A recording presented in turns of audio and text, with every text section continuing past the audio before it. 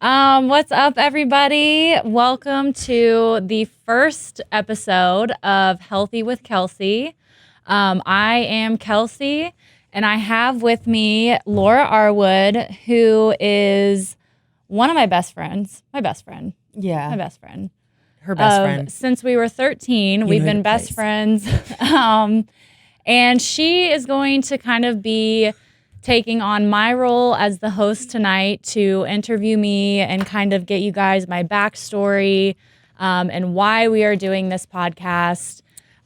So I have brought her on because she knows literally everything The about whole me. story. She knows all the juice. I know the background. So she'll know if I'm bullshitting you or not. I'll know. So she'll know if I'm being for real. I know the stuff behind the stuff. Okay. Yeah. Sorry. Her pronoun is they, and I am learning this as I go because I'm also learning it. It's okay. It's a process. Well, Kelsi It's and a I change. met when I was 10 years old and on the 4th of July because we were at a meet and Kelsi taught me how to play speed. And so I know all that. And Kelsi has known me through all that. So as far as pronoun and messing that up, I'm going to be very forgiving. Yeah. So Kelsey's worried about messing it up. It's not a problem. Yeah. If you hear me correcting myself, that is why. I am still in the transition. Yes, you're good. Yeah. So she is going to interview me and kind of take on my role as the host tonight to give you guys some of my backstory. And like I said, she's going to know if I'm being for real. I'll call her on it. She'll call me on it. No, it's a good ride. I think it's a very interesting story. I think so. Oh, you're welcome. You're way less boring than you say.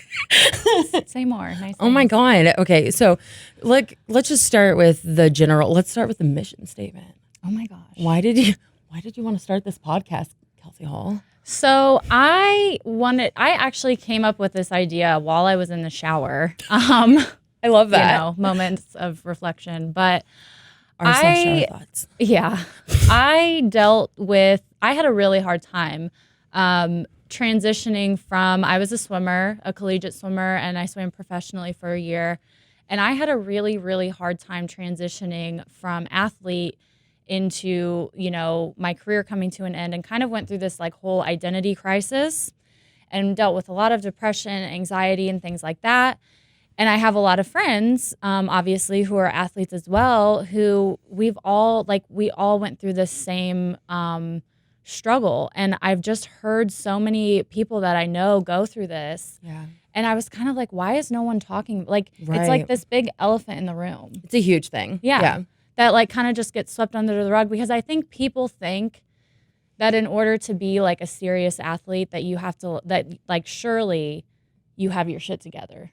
Right. But I think we're just as fucked up as the rest of them. If not more. Not more, honestly. Because it's it's your only coping mechanism for X amount of years. Right, right. You just don't realize it until you're done. And then you're like, wow, okay, I'm screwed.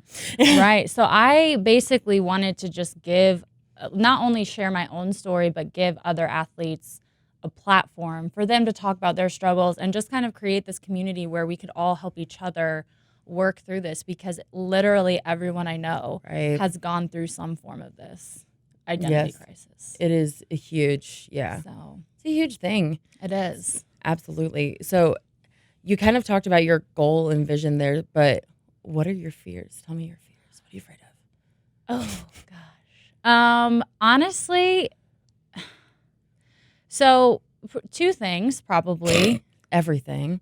The whole thing. No, I'm just kidding. With my story and kind of some of the things that I experienced, which she knows what all of them are. My fear is that in speaking about some of the things that have happened to me and how they've affected me, that it might be perceived by the listeners as me throwing people under the bus or telling someone else's story. But I really want the focus not so much to be on what happened to me, but how it affected me and how I worked through it. Right. And I want my guests on the show to feel that same comfort, to speak about things that happened about them, but not to be worried about, is this going to be perceived as me because I've never I haven't treated every person that I've come into contact with in my life right. Like I've done bad things to people that you know what I mean, that have probably affected them in a way. So yeah, that's my one fear. And then my other fear is just kind of talking about the things that I went through, which again, she knows everything. And disappointing the people that are like my family. Yeah. That maybe don't know the whole story yet. Hi, Mom. Hi, Mom. Hi, Dad. Hi, Mom. Hi, Dad. So those are probably my two biggest fears. Those are valid for sure. Yeah, no, I understand. Just going to throw in my 2 cents on the first one. I think one time I wrote a blog about my ex, the evil ex, and I got some shit for it because people were like, that wasn't your story to tell. Yes. And I was like, no, it 100% was my fucking story to tell. It is, you know? Because here's my opinion on that. Like, so when someone does something to you, like, and it affects you, like your experience with that is your story to tell. And I think I don't want people to feel like they can't speak about their experience simply because it involves someone else's actions. You know 100%. What I mean? Like we're all just healing. Right. Like we're all just trying to heal. Right. And if half of us can't talk about what we've experienced because it involves somebody else's, you know, struggle. Right. Then that kind of cuts them off from being able to heal and like move on. the more we put those gatekeeping things, the less it's an ability to heal. Right. Like the more rules we put on that, the bigger of a problem it becomes. Right. You know, and sometimes I found that this is weird, but like something that's helped me heal more is becoming a little bit like angrier, I guess, because I was so like, I have to forgive everybody or like I don't know what the word is, but there's this Taylor Swift thing of all things, but it's like from her old tour, and it was like, why do you put so many people in your songs? And she was like, I just think if boys don't want me to write songs about them, they shouldn't do bad things. Yeah, I saw that. Yeah, and that I feel like is just my mantra to like, if you don't want to wind up like subtweeted in my Instagram caption about like, you know, about like being my ex friend or whatever. Yeah. Like you shouldn't do bad things. Like, you know. And I mean, we're all that's super petty. I'm trying to get away from that. But that was something I was doing for like 2 years. Yeah. And I mean, we're all like, that's the thing. Yeah. Like I said, like I haven't treated everyone that I've ever come into contact with in my life perfectly. I'm sure I've done things that have affected people in a way that they had to like process it and heal from it and move on. So it's like, I would never expect them to like be silenced if there was something I did that, you know, hurt somebody. Right, it might make you uncomfortable, but it's part of it. Yeah. Let's get into the real tea. The juice. Let's do it. The juice. How old were you when you started swimming? When you first dove into a pool with purpose? With purpose, Ooh, I was 7. So that's when you started competing though? Yeah. Did you have lessons before? We had lessons before. Like Swim America. Which adorable. Oh my gosh, yeah, like that's little kids swim lessons, but yeah, little kids swim lessons. And like we just were like we went to the pool in the summer, and we would go to like my parents used to have a boat, so we would be swimming in the lake. So like I just always was like comfortable in water even before I started swimming competitively. And your brother Derek started first. Yes, he started first, and I had to wait a year because I had an inner ear infection. And I was really upset that he got to swim on the team and I didn't. I love that so much. I have held on to that until this day. So you did other sports though.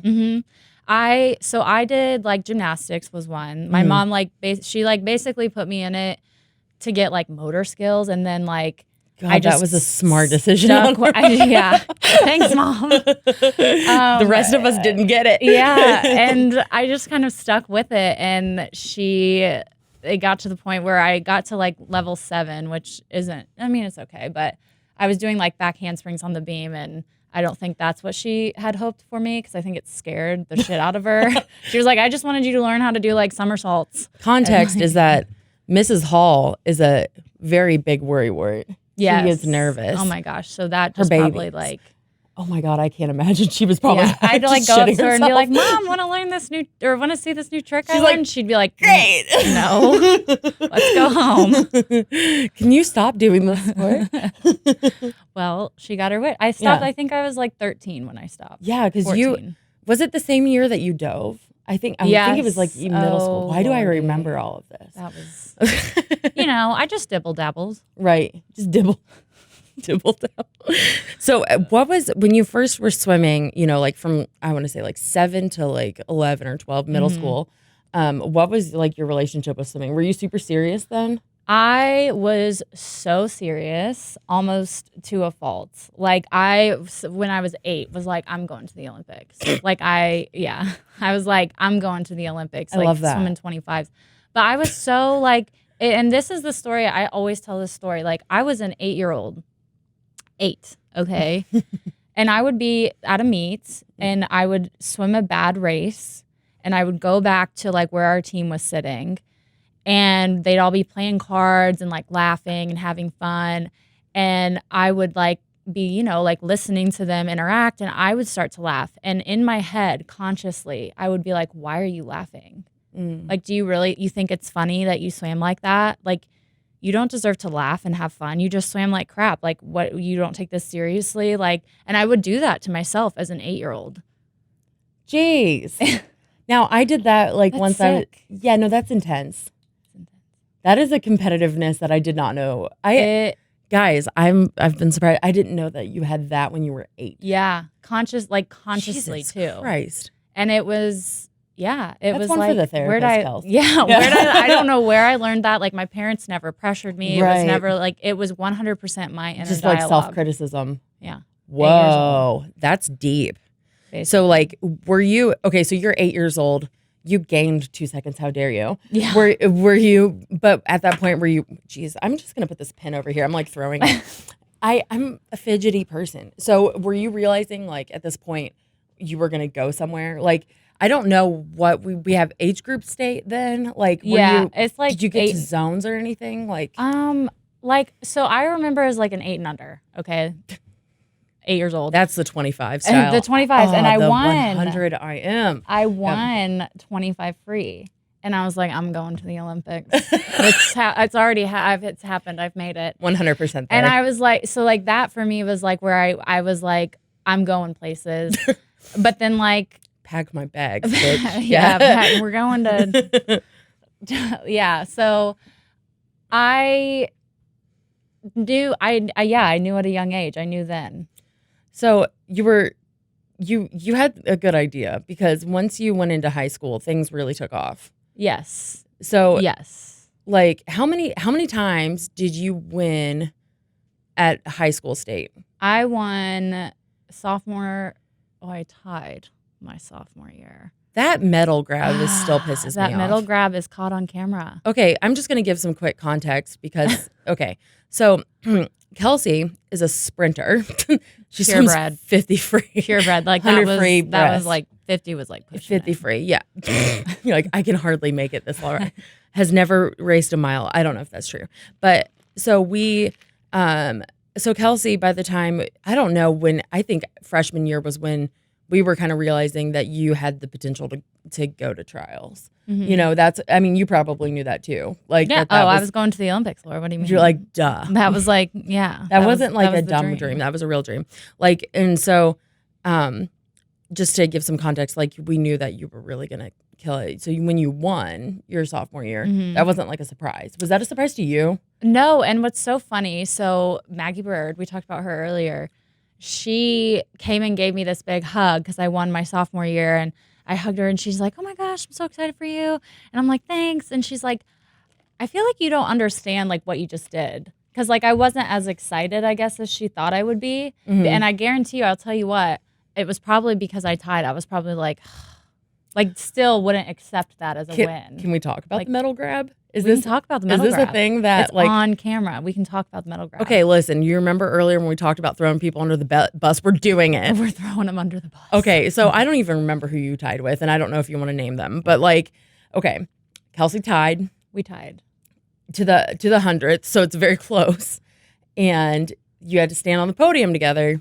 And so they're standing there.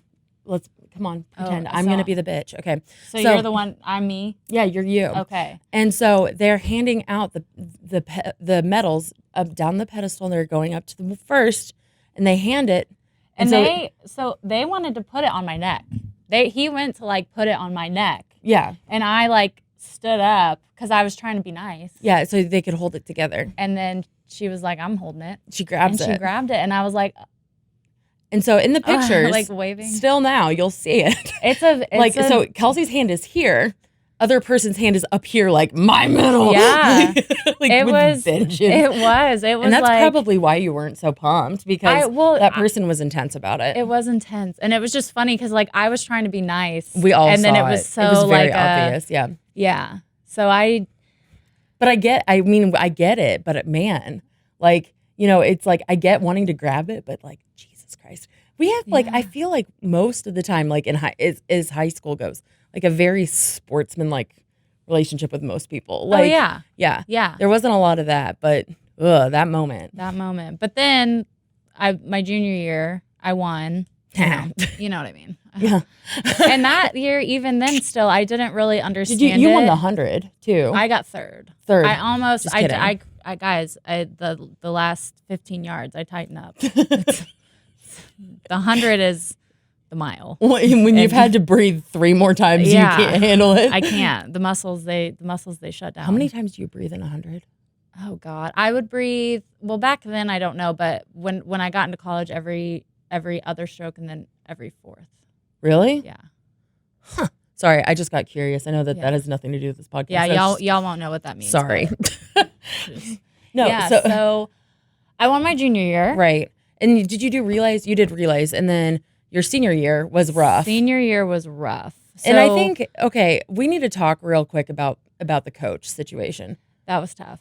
So we had a coach that we grew up with, and Kelsi works with him now. Yeah, his name is Jay Agnew. And Jay has a special place in all of our hearts, mostly because he was just a real hardcore asshole. In a loving way. I love you, Jay. He did. Like, he created this culture. Yeah. This really this amazing culture with our team where it was like everyone wanted to work hard, everyone wanted to be there, everyone like wanted to be their best. I remember thinking I had like the worst attendance as far as swimming. I thought I was such a slacker. And I look back and think about it. I missed like one practice like once a month. Like that was like the most I would miss. And I was like the one who missed. And you were like, you were the problem. I was the problem child. Yeah. And it's because I liked people. I had boyfriend issues. Like, you know, I had boyfriends. Like that was it. It was like, we have our 1 month anniversary. Like that was like our thing though. We didn't want to miss. That's such a real thing. Yeah, no, we didn't. We didn't want to miss. Like everyone wanted to be there. Saturdays we played Frisbee after practice.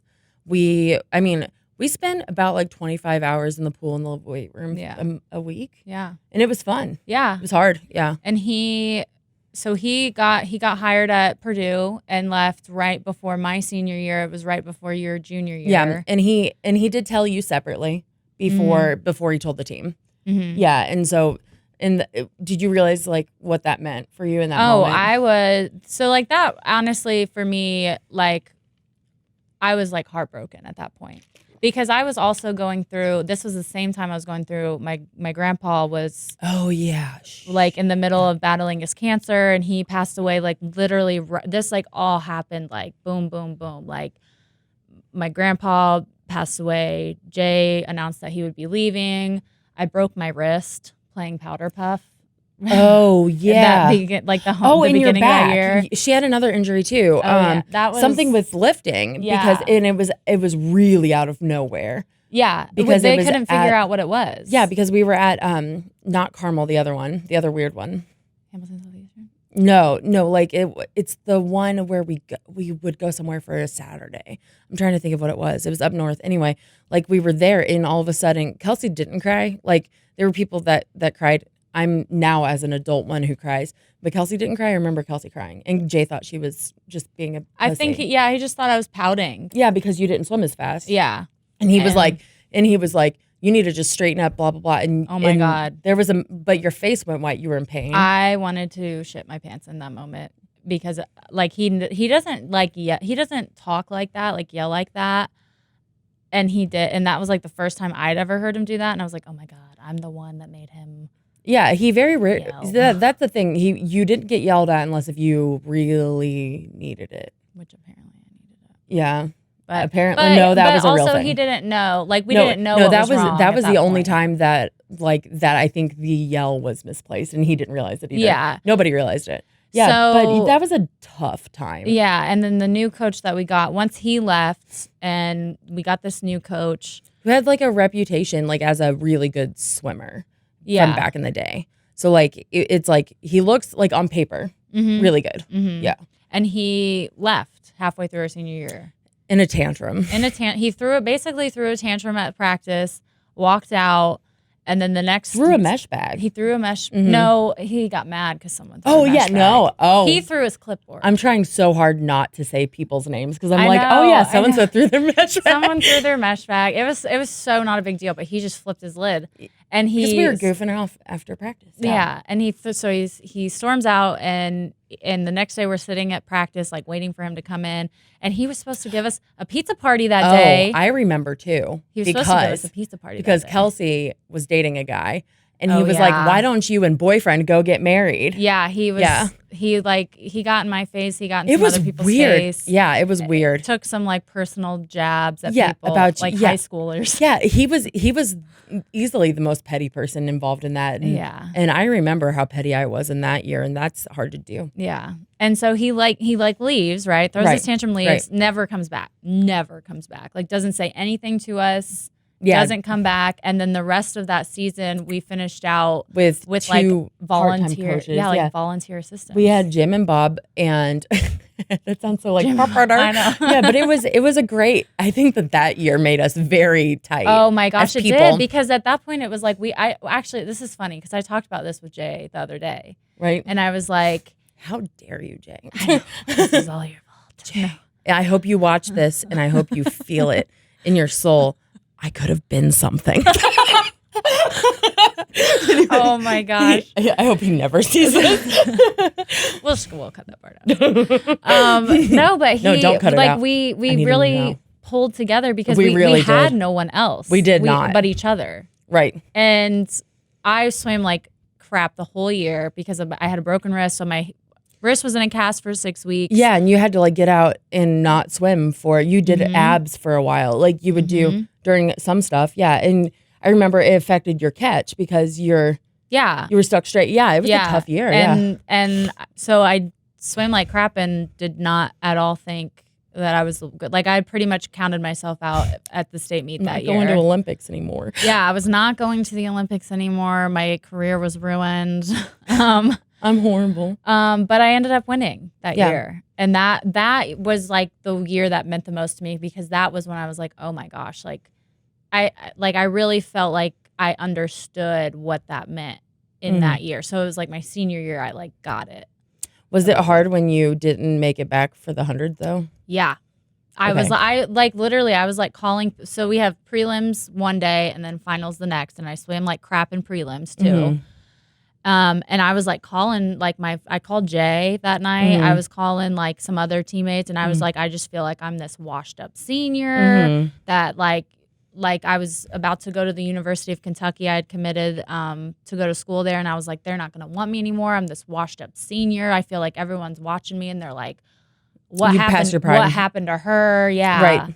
There's this thing in swimming where there's kind of the stereotype of someone will be very, very fast until they hit puberty and then they will top out. And so it's a real fear to become that person. Yeah. And I was like, you might that's have thought, me. yeah. I was like, that's me. Right. I'm washed up. I'm horrible. 18. Well, and that was done. Something that we were a very small team, like a small little shitty, scrappy team, but with very fast people on it. And I'm gonna say that I was one of them, and for sure.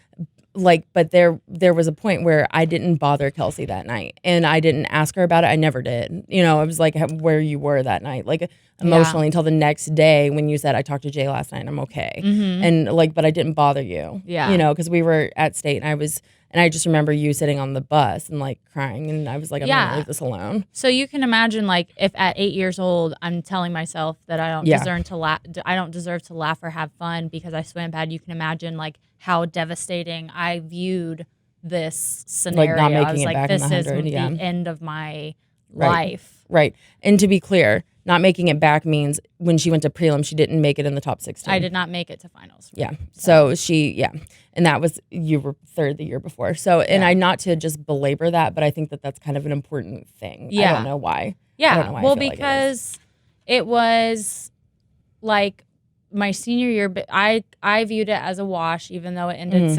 relatively successfully. And my whole thing, I was like, okay.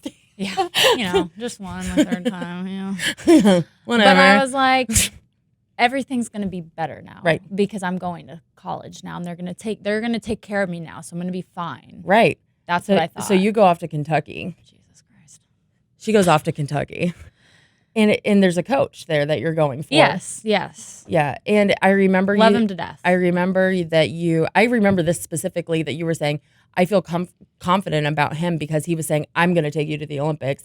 And you were explaining, it wasn't just like, oh, I like the campus, because I feel like there was a lot of there were a lot of conversations about that when people were choosing.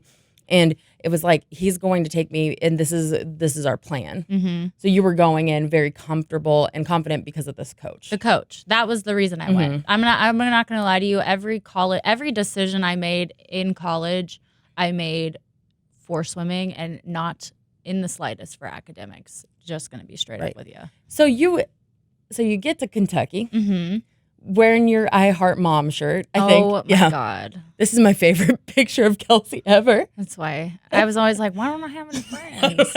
I'm wearing these like patchwork plaid shorts. Oh my God, no, that was Miami. That was even when I was like 20. Okay. I was oh my God, older. I just can't. I know.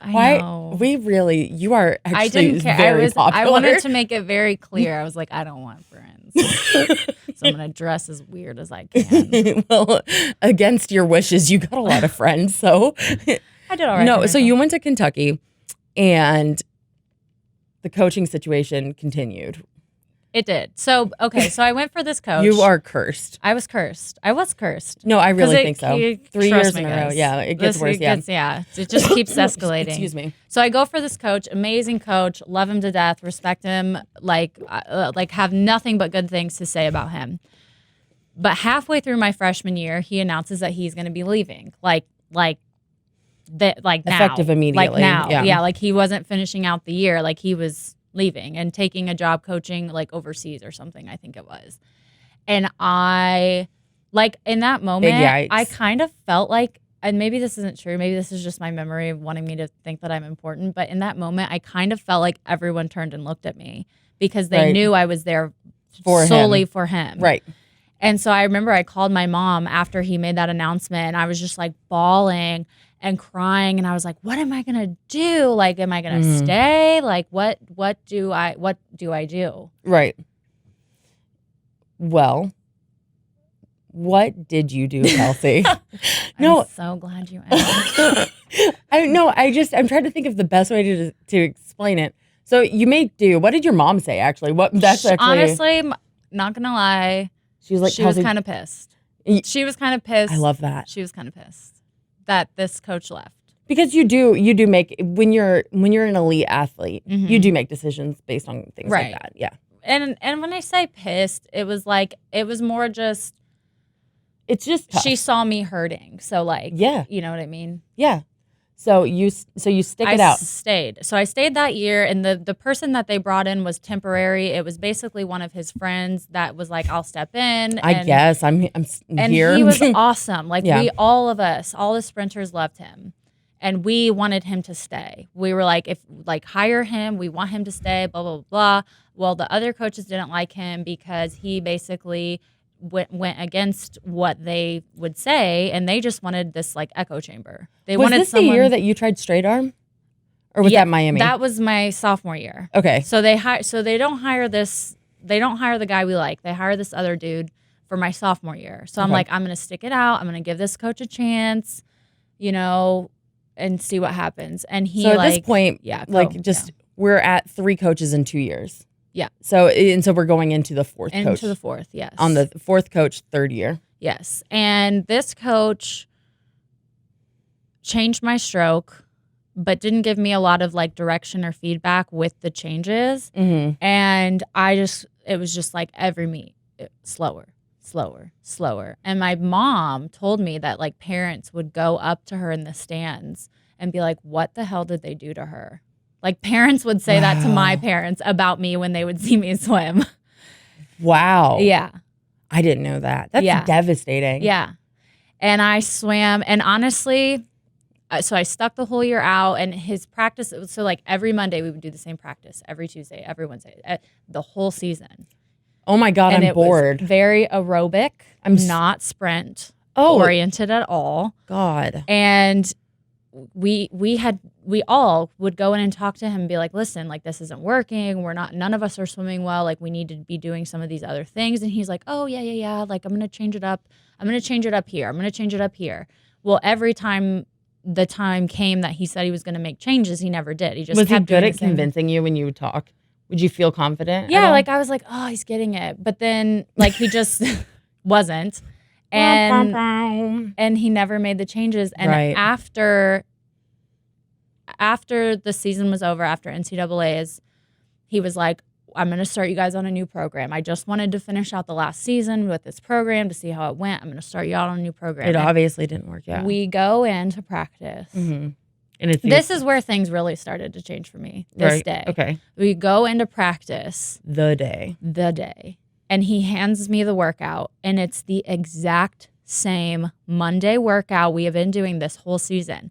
And I literally handed it back to him, and I was like, I'm not doing this. And I went over into another lane. Mm-hmm. I don't even remember what I did that day, but I just remember 1650. That was the day where I was like, he's not going to change. He's not going to change. And I'm just going to keep getting worse. And then I think it was the next morning I woke up and I was sitting on my bed about to go into weights, and I was eating my little power bar and my like Quaker squares or something like that.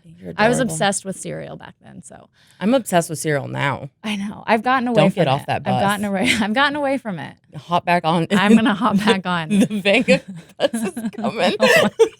I'll stop. I'm stopping now. But I was sitting on my bed eating, and I was like, I'm not going into weights. I'm done here. And I text my friend. I said, hey, I'm not going to practice. You can leave, because we would carpool. Yeah. And I went back to sleep.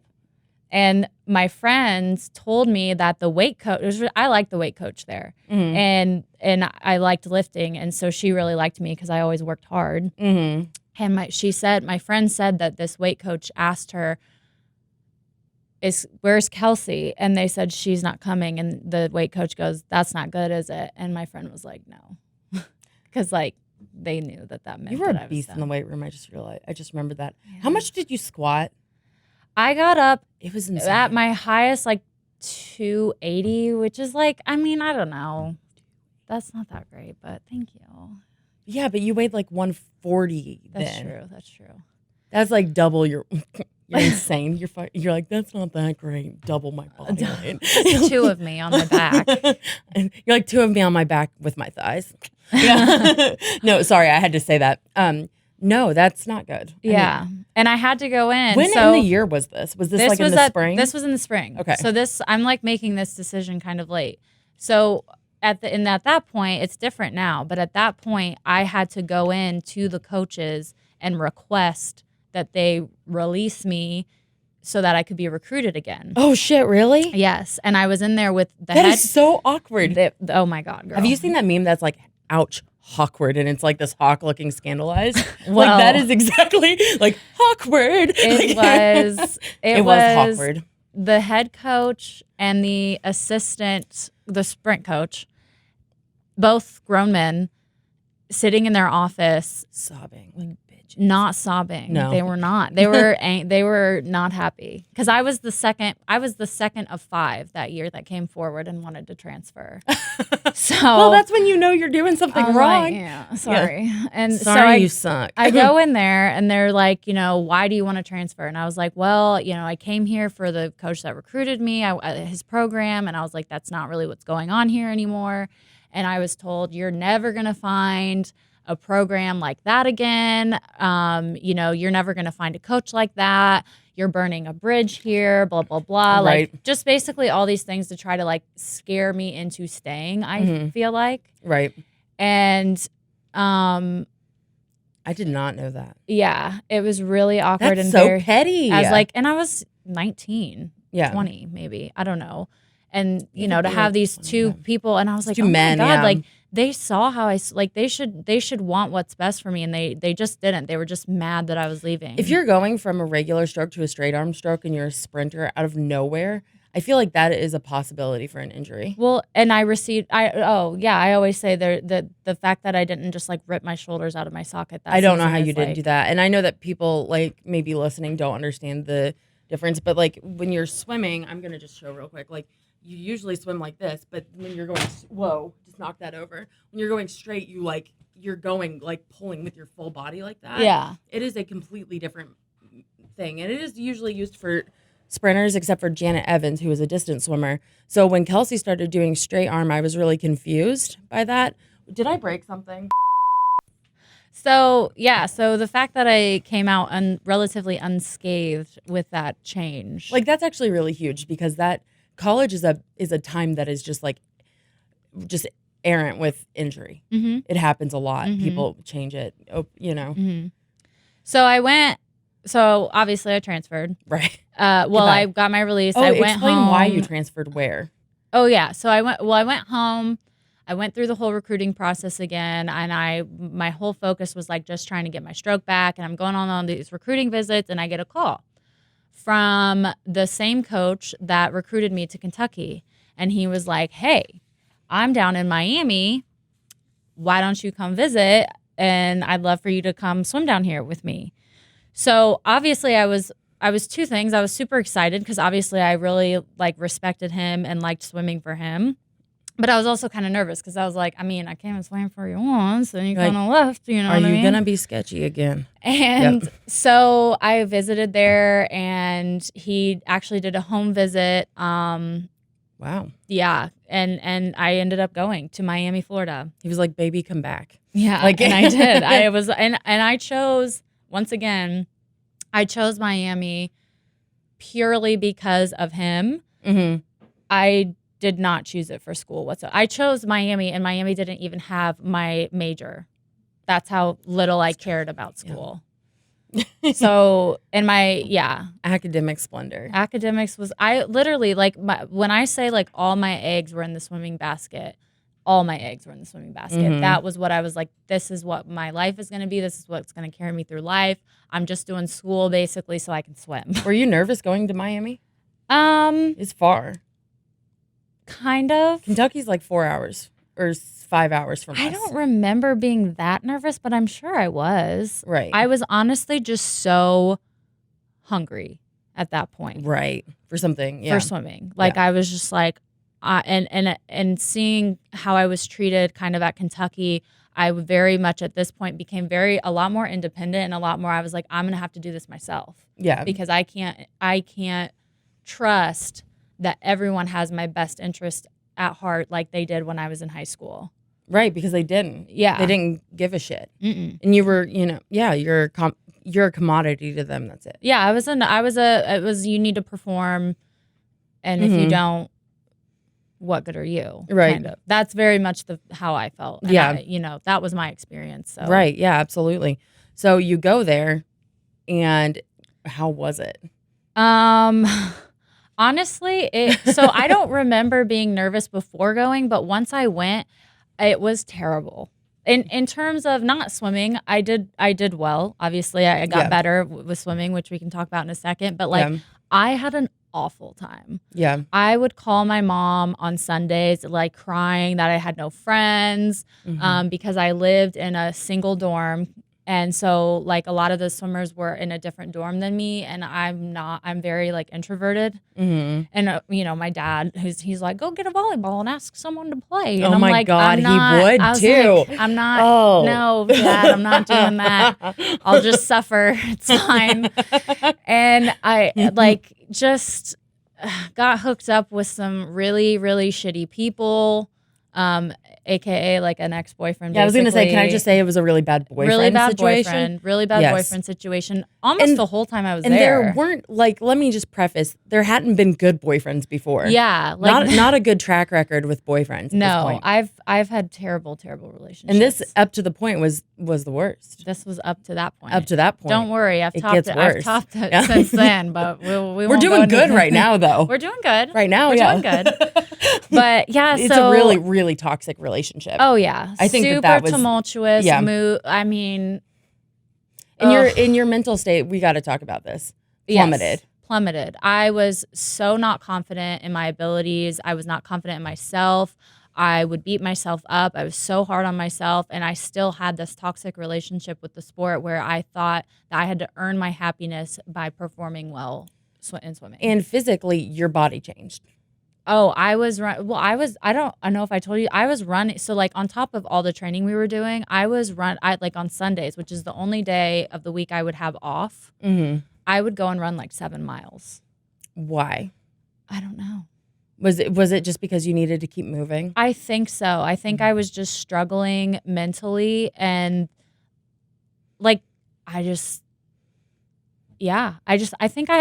that was where I really started to have this underlying anger, and then over the next couple of years it just like built. So you were swimming faster and faster. So we're going to talk about swimming a little bit, but I think that this is important because, as Kelsi mentioned, I know the whole story. Yes. So I'm going to intro this, but Kelsi went on her senior year to win the ACCs. And this was in the 50, right? Did you swim breast at all that year? I did. That was my third event, and I actually got my B cut in that. That was my I don't give a fuck event. Yeah. But I was like, I actually got my that's pretty I good. got my NCAA B cut. Sorry, that's I know you guys. Some of you might not know that, but it's a good. I didn't get it in the 100 free, which is weird because that's what I trained. But my 100 breast was pretty decent. You're probably pretty stoked on that. And so you went on to NCAAs. You got ninth place, so that's huge. 9th All-American. I missed getting 8th place by like a couple hundreds, I think. So I cried. Like I didn't think I did well. I was like, I blew it. I blew my one chance to make top 8 because I was a senior. Right. And I was like, I blew my one chance to make NCAA's top 8. And I was sick to my stomach the whole day. Right. Did you have your trial cut then? No. Okay. Yeah. Because you were swimming short course. No, I did. Were you? I did have my trial cut. We're sitting here thinking, yeah.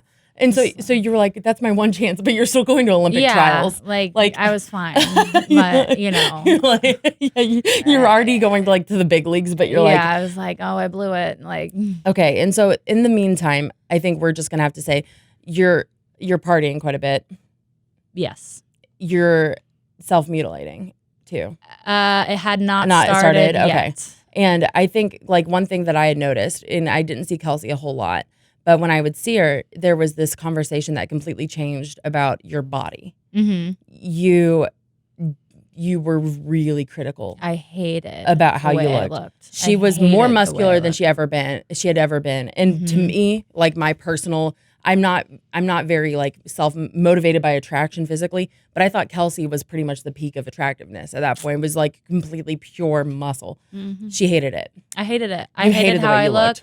I got made fun of for being muscular, and I really took that to heart. And I was it just destroyed me. I remember one time this was something that was devastating to me because I have an eating disorder, and so it was a conversation that we would have. And during this time in 2012, that was when I went into rehab for bulimia, and I remember saying something really disparaging about my weight, and you said, "Well, at least you look like a woman." And I remember just thinking, she doesn't think that she looks like a human.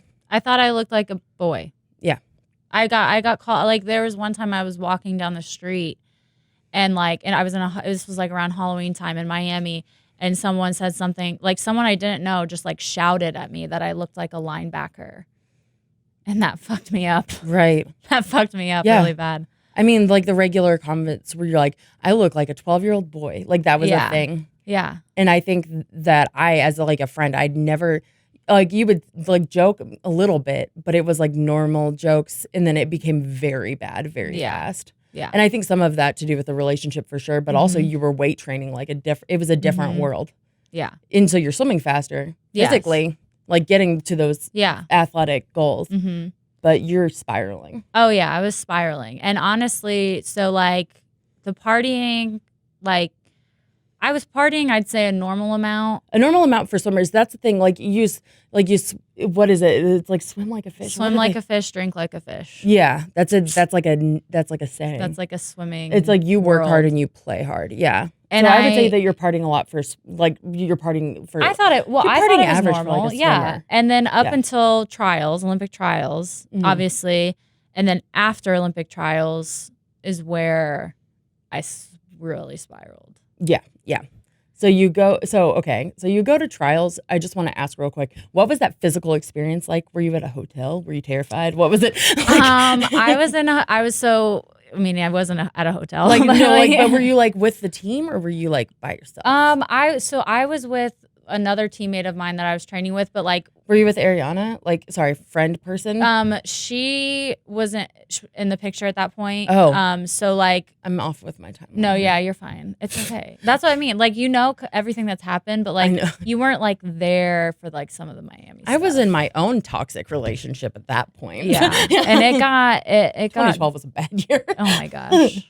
It got dark. Yeah. It got real dark. Yeah, but okay, so you were with a teammate, so it was just you guys. Just us two and our coach. And did your family come? Yeah. Mom, dad, brother. Her brother's back there, so we're gesturing to him. Yeah. Hi, Derek. Hi, Mom. And I did well. Yeah, you did. I watched her swim. Yeah. I was at my toxic boyfriend's house screaming at the TV while you placed 13th. Yeah, I got 13th at trials. And that was. Were you happy about? No. No, okay. I was like, I wanted to final. Yeah. Well, I wanted to make it. Your Facebook status was like, "This won't be my last one," or something like that. Yeah, well, just kidding. Yeah, it was. But like that, I was surprised. I was like, "Oh, she's got a good attitude about it." But yeah, no, I was not. I wasn't.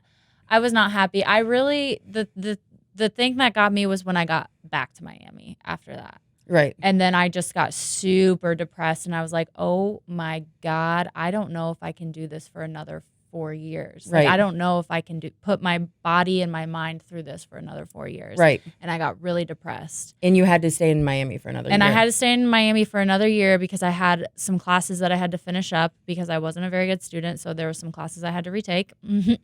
And that's where it got bad. Like super bad. So you took a year off, right? Was it a year? A year off of swimming, but was still in school. Right. Was still in Miami, partying multiple nights a week. I started cutting. I was just a mess. I wanted to come home. I tried really hard to come home. And I couldn't because I was too far along in my degree that I had to finish those last credits at that university. Right. And it just was really bad. Right. So, yeah. I remember this one. I remember this time. It was, and that's like where there were some, late night phone calls that it was a dark, dark time. Yeah.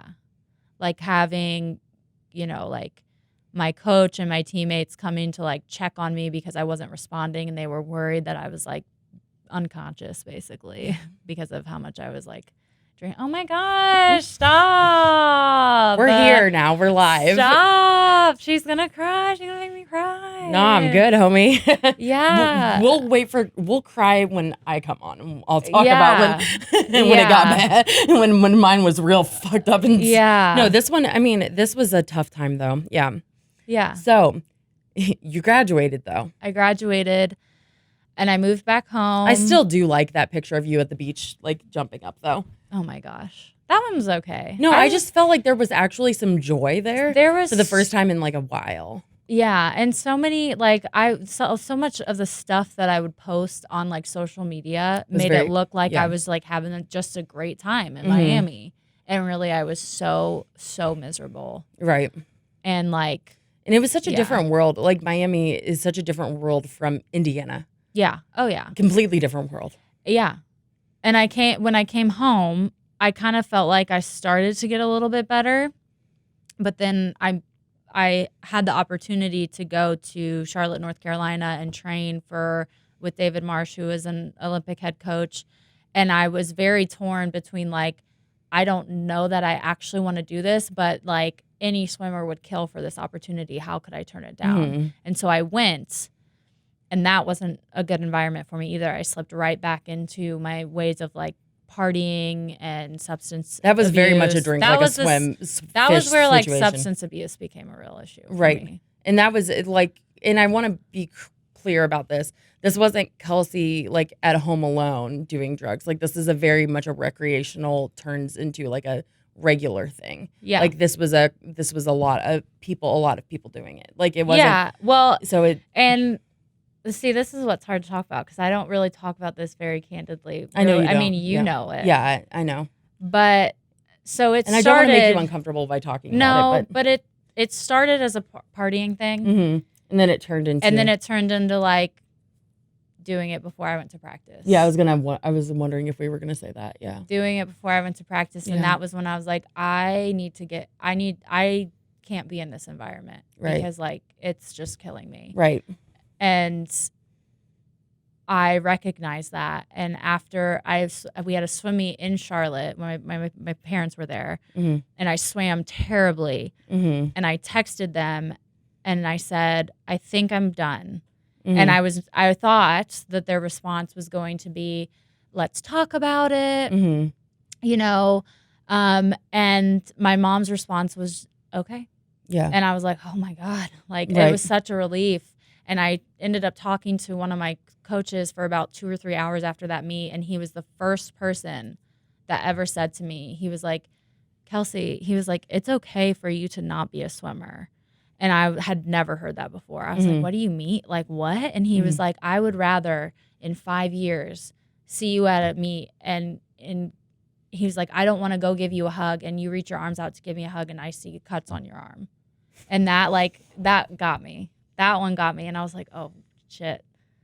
Yeah. Like I need to get better. I need to Right. go home and get better. Right. And it was like, he was just the first person that took this weight off of me and was like, you can be like, you're fine without this swimming title, because I thought that was what made me different. And I was like, this is what makes me special. Mm-hmm.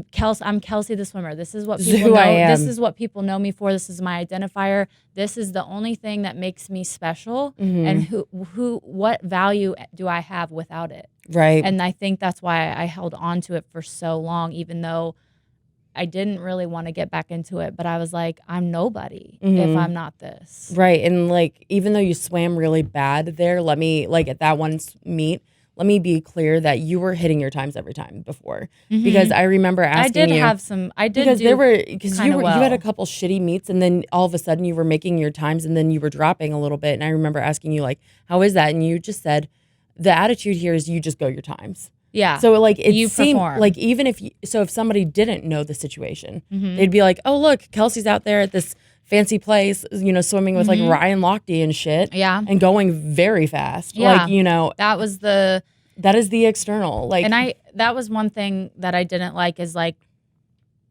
being around such high profile oh yeah, athletes did people like that. ask you about him and shit like all the time? Like, did people ask you about like the people you were swimming with? Like, hey, I heard you're swimming with Olympic people. Yeah, they would ask me all the time, and Like, turns out they're still people. the like facade that we were expected to put on, like, sitting there and saying like, we're training so hard, we're all friends. Like, that wasn't the case. We were all partying. We were all.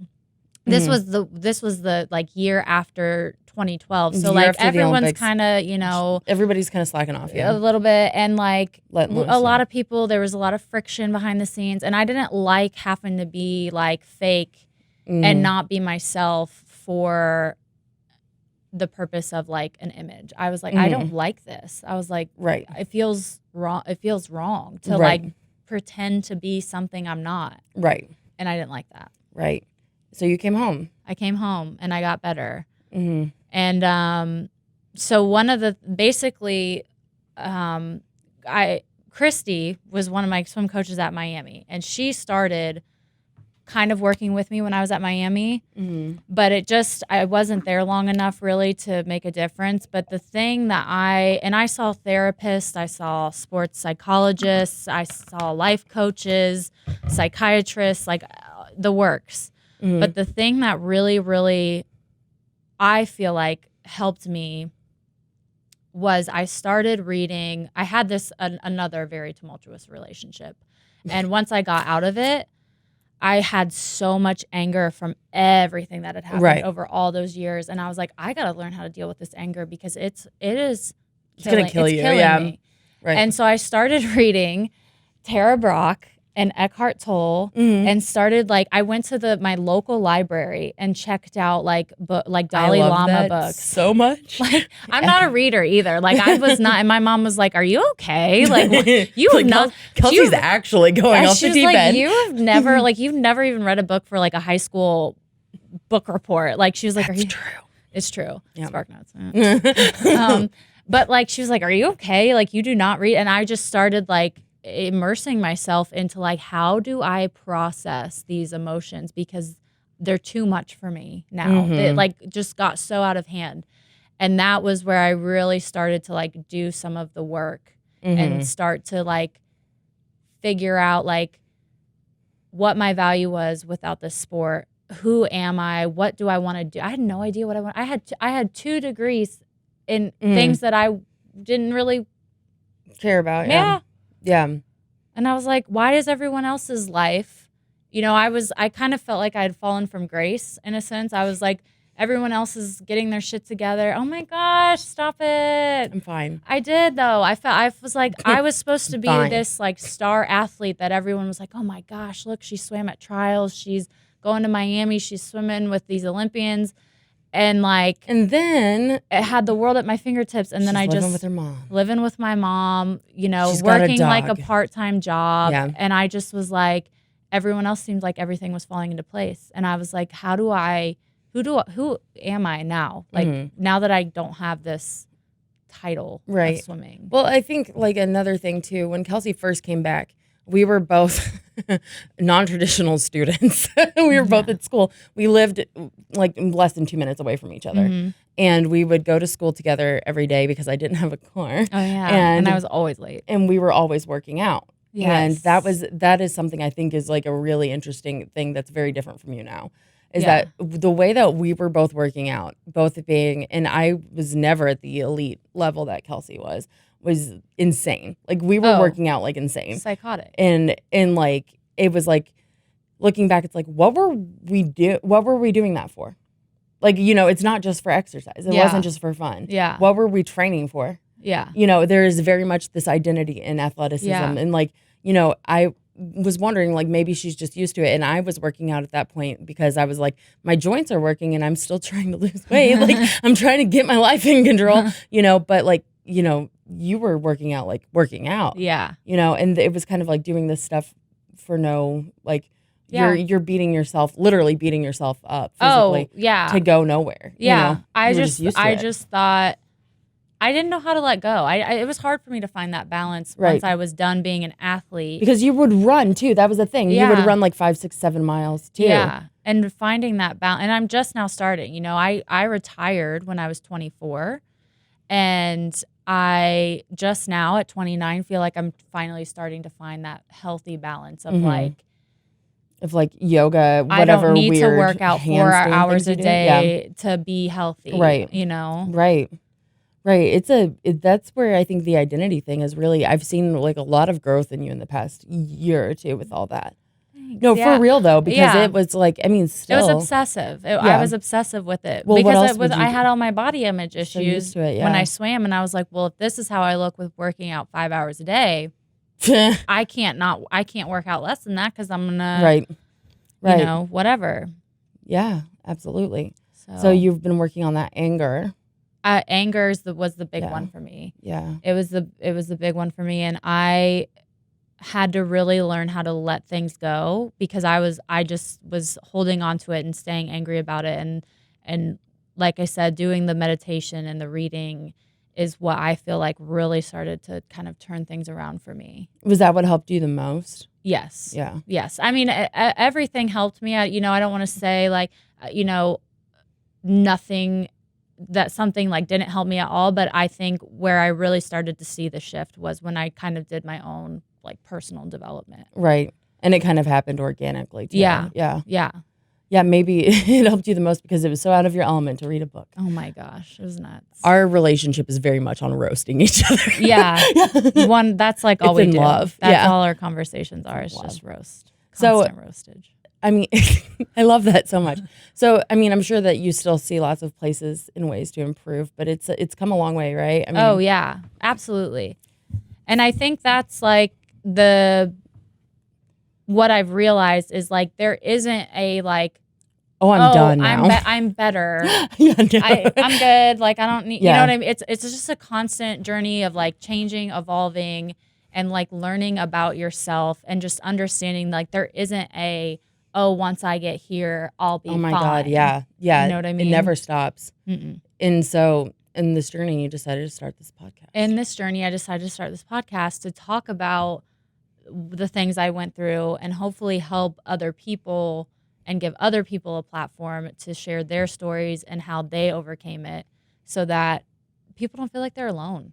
Right. And like that there's something wrong with them for feeling the way they're feeling or coping with the way that they are coping. Right.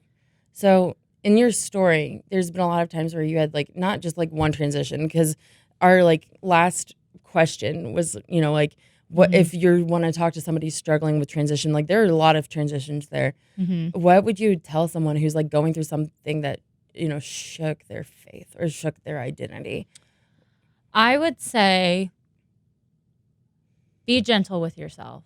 Don't beat yourself. Like you're already hurting, so don't hurt yourself more by being like, "Oh, I shouldn't feel this way. I should be here, or I should be here, but I'm back here, or I should." There is no should. There is just what is. So be gentle with yourself, and don't be afraid to explore different avenues of healing. I love that. There's no one right way to heal yourself. Right. Absolutely. This is so weird. Like my thing recently was like I got into tarot, and like that was a huge thing for me, dealing with some shit that I have basically refused to deal with my entire life. And it's like tarot cards, what the fuck? Like, Yeah. But like it helps. it's Yeah. like it was shit, it might help. And I didn't think it was, I thought it was just like pretty cards. Like, I was like, but I mean, seriously, Yeah. like you might find help in like some weird place. Yeah. Yeah. Yeah. So going forward, you're going to be asking people all these questions. So yeah. Are you excited? I am excited because so going forward, like I'm going to interview Laura, obviously, because so like sorry. she has a juicy story. She has lots of juicy stories. But I'm going to be just trying to pick people's brain and be like, what were your thoughts? What were your feelings? Like, how did you overcome them? Like, what were some unhealthy ways you dealt with them? Like, I want to talk about the dark stuff because I think it just helps people to hear like, oh, I'm not normal. a freak. I'm not weird. I'm not like, this is just like, it's okay. It's okay to like be a mess and be figuring yourself out. And one thing you said when Kelsi asked me to interview her, she was saying that it's not just for like people that got to her caliber of athleticism. Yeah. So like when she'd be interviewing me, this is somebody who stopped swimming at the height of their career. Like I quit my my junior year, like going into my senior year, for alcohol is why I quit. But like some people that you'll be interviewing are not like actual like technical athletes, but it's a huge thing. No one's immune from this struggle, identity crisis. This identity crisis. Like, who am I without this my title? body being able to do this? Yeah. All right, you guys. So we are going to wrap this up. Thank you so much for tuning in and joining us today. I'm super excited for some of the guests I have lined up on the show. If you are interested in hearing these other stories, hit subscribe to our channel. Let us know if this was helpful to you. And Laura, Follow me on Instagram at Laura Does Extra, and then follow me on YouTube at Laura Does Labs if you want to see me swim. Laura Does Extra. Laura Does Extra. It's a lot of makeup and weird jokes. If you like weird jokes and makeup, or just like cat pictures. There's cat pictures. It's a hodgepodge of awesome. So, all right, you guys. Well, thank you so much for joining us, and I can't wait to talk with you again. I can't wait till you're in the hot seat. Thanks for having me. Yes, thanks. All right, we'll talk to you guys later. Bye.